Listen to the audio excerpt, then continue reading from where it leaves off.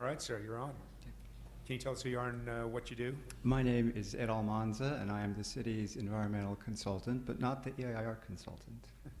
What's the difference? Well, my task is to oversee the EIR, to manage the EIR process, and in fact to help hire the EIR consultant. The EIR consultant will be in charge of production of the EIR, and so together we will work to present the process to the public, starting with the scoping meeting. We will work to assist the public in understanding that product, which is not a simple task for this project. So we're just about to launch that. Let me ask you a couple of more, what the lawyers would call foundational questions, Ed. Who do you work for? I work for the city. And who pays you? The city. In terms of fiduciary duties, in which direction do those flow? To the city or to somebody else? In other words, who's your primary, who's your client? The city. Okay, do you have any other clients? Yes. Well, I don't mean other than the city, but I mean in terms of this project. No. Other than, for this project, the city is my sole client. Okay. Very good. Sometimes direct goes well, sometimes it doesn't. Cross-examination is harder. Go ahead, so tell us about the EIR. So there's much to say about the EIR, and we can only say a little bit of it tonight. I think the scoping meeting begins that process, and we will be describing the EIR to the public and to you for many months. There's lots to say about it because it's a complex project. Every EIR is different. This one is particularly different for two reasons. It's highly technical, the subject matter that we're addressing. Secondly, EIRs are always prepared for the decision makers and for the public.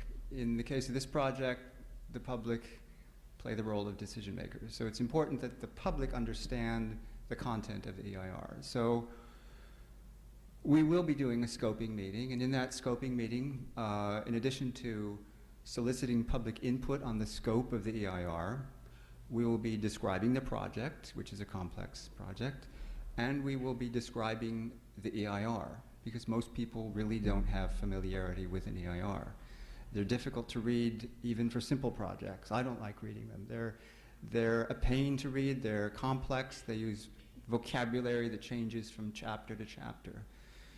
So we're going to make a very deliberate effort to help the public with this, and that means if we need 2 scoping meetings, we'll do 2 scoping meetings. But primarily what we want to do is be available to the public. So we'll have workshops when the draft EIR is released.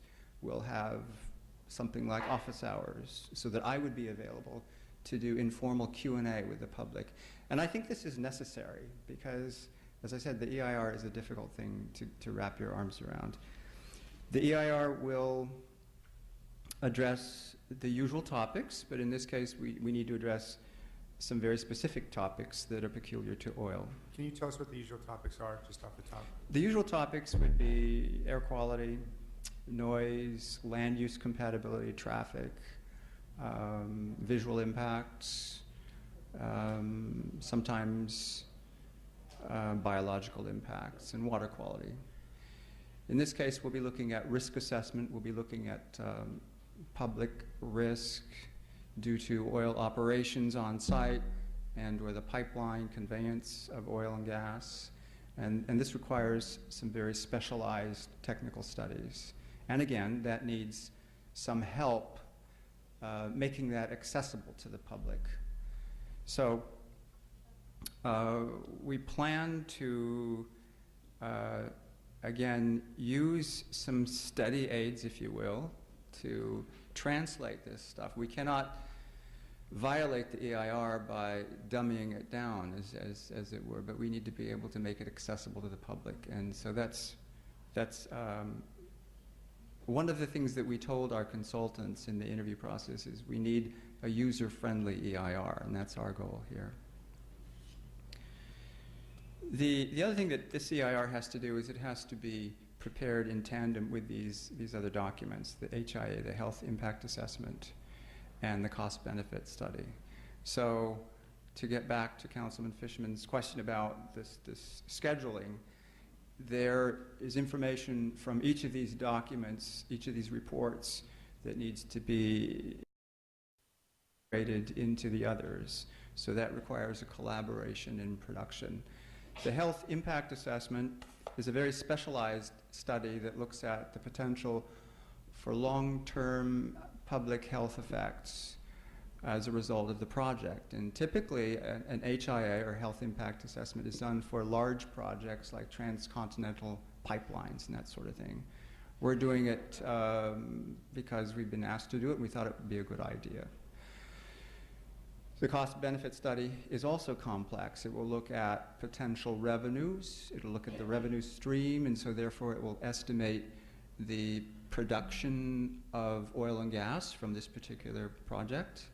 It will look at how that revenue divvies up into upland areas and the tidewater areas. It'll look at the revenue to the school district as well as the city. It'll look at costs, including costs just to manage the project if it's approved. It'll look at indirect costs, which would include potential effects on real estate values and also tourism. It'll look at management costs if the fire department, for example, needs to upgrade their facilities or their manpower. It'll look at that sort of cost. It'll also look at the interaction of costs and revenues over the long term to see if we have any sort of fluctuations that you'd want to see in terms of like when the costs come and when the revenue comes. The cost-benefit study will be designed to look at scenarios under a yes vote or a no vote. So we'll be looking at scenarios of paying down different debts that might accrue.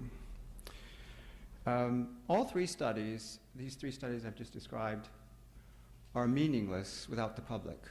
And so this again is challenging to get the public engaged, not just as audience, but as participant in the scoping process, in the process when these draft reports are released. We would like their interaction so they understand what the products are and what they're telling the public. And finally, we want to have an exchange of ideas before these products are finalized.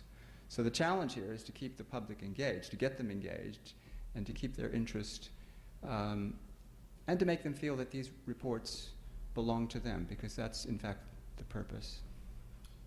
Thank you very much. My colleagues may have some questions for you here. I do, Mayor, if I can. Just a very quick one. As I want to follow up on the concept of user-friendly and the way you're approaching this, and maybe part of the reason why you're doing that. And I wonder if you can answer, who is the interested party in this project that makes it different than any other environmental impact report you've ever worked on?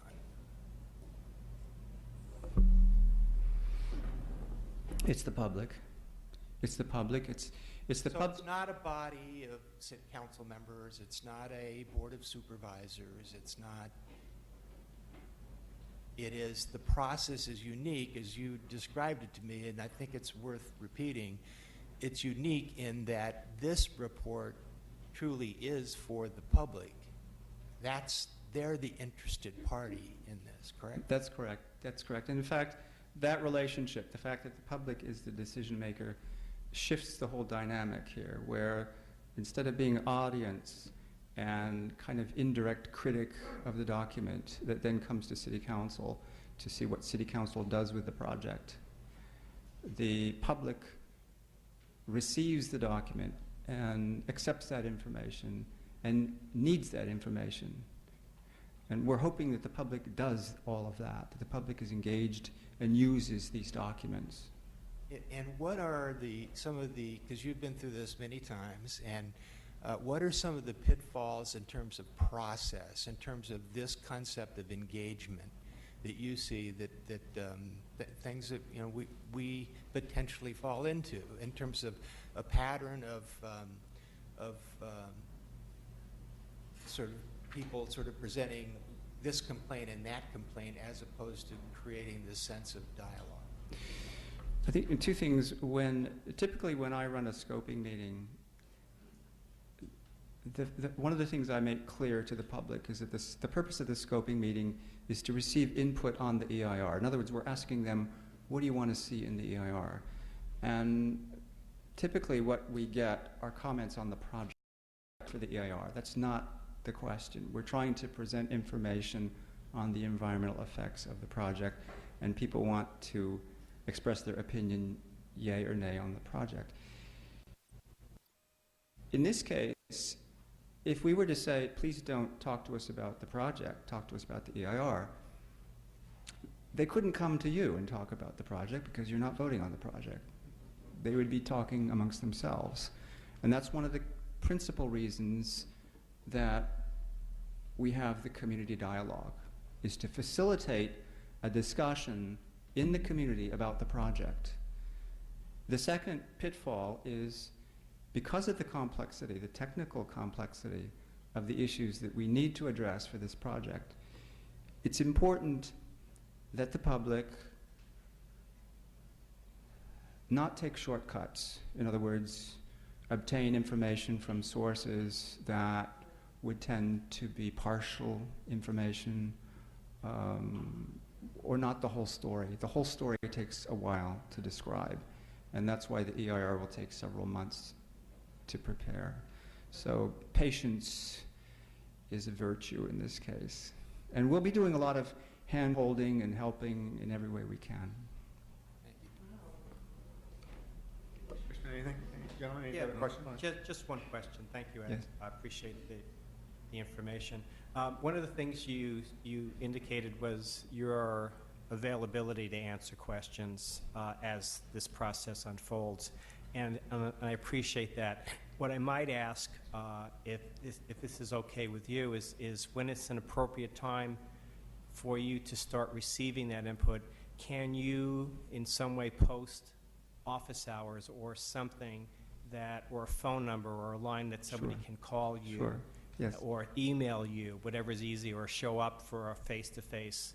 And this way, it's always nice that there's somebody available who's on top of this process to answer any questions. So if you're good with that, then Yes. I think that would be very helpful for the people in the Certainly, community. yes. We'll be considering all kinds of options like that. And I think that once we do the scoping meeting, you know, my intent is not to stand kind of behind the podium, but to come out in front and to get a feel for what the people need and respond to that. So I think we can do that. Thanks. Nothing else? Okay, thank you very much. Okay, now is the moment we've all been waiting for, the chance for public comment. If you would like to talk to us about this, please come forward now.